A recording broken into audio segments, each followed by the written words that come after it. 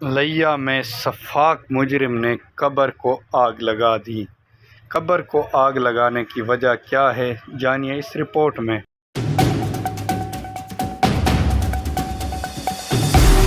انسان جب گھٹیا پن پر آ جائے تو ایسے کام کر جاتا ہے جسے شیطان نے بھی کبھی نہ کیا ہو۔ ایسا ہی افسوسناک واقعہ لیا میں پیش آیا۔ لیا کی تحصیل چوبارہ میں متعلقہ بیوی کی شادی کی پیشکش کو ٹھکرانے پر سابقہ داماد نے ساس کی قبر کو آگ لگا دی۔ ملزم نے قبر کو پٹرول چھڑک کر آگ لگائی۔ یہ واقعہ لیا کے نوائی چک کے قبرستان میں پیش آیا۔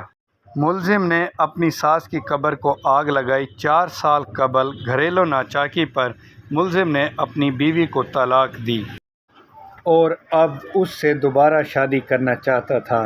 ملزم واقعے کے بعد موقع سے فرار ہونے میں کامیاب ہو گیا ہے۔ پولیس نے اطلاع پر کارروائی کا آغاز کر دیا ہے اور امید ہے کہ جلد سے جلد اس سفاک مجرم کو پکڑ کر کیفر کردار تک پہنچا دیں گے۔